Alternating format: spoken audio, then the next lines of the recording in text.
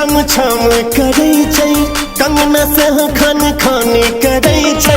मैया के पायल छम छम करे छै, कंगना से खन खन करे छै। माँ के बिंदिया लीला रे बीच मांग सब छै।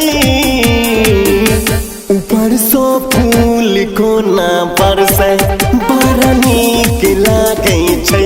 ऊपर सो फूल कोना बरसे बड़ा नीक लागे छै।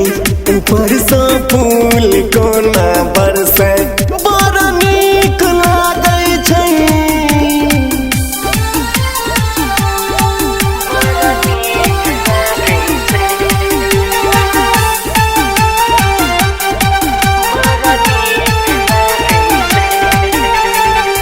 बहिन सब मिली जुली डाला सजबै छै। दाई नीक नीक सोहर सुनबै छै। बहिन सब मिली जुली डाला सजबै छै। दाई नीक नीक सोहर सुनबै छै। पंडित के देखू मंत्र तंत्र पढ़ै छै। पंडित के देखू मंत्र तंत्र पढ़ै छै। सुन सुन का बड़ा आनंद अबै छै।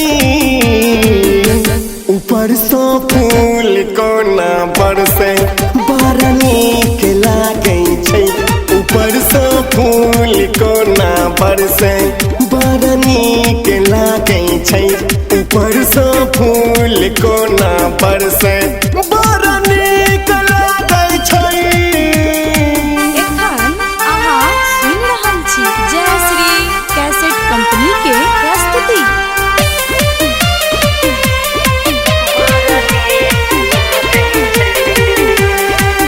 भक्ति सब देखू माँ के नाच करे छै।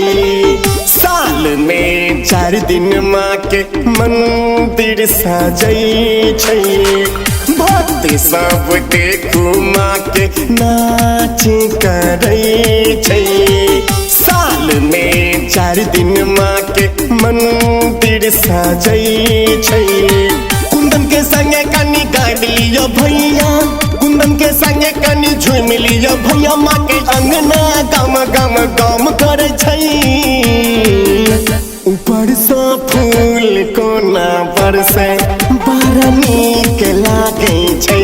ऊपर सो फूल कोना बरसे बड़ा नीक लागे छै। ऊपर सो फूल कोना बरसे बड़ा नीक लागे छै। मैया के पायल छम छम करे छै, कंगना से खन खन करे छै। मैया के पायल छम छम करे छै, कंगना से खन खन करे छै। माँ के बिंदिया लीला रे बीच मांग सब छै। ऊपर सो फूल कोना बरसे बड़ा नीक लागे छै।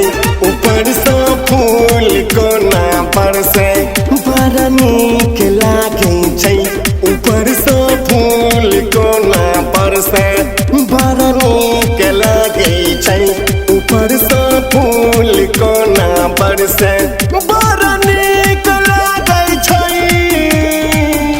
Recording by Jayshree recording studio Darbhanga.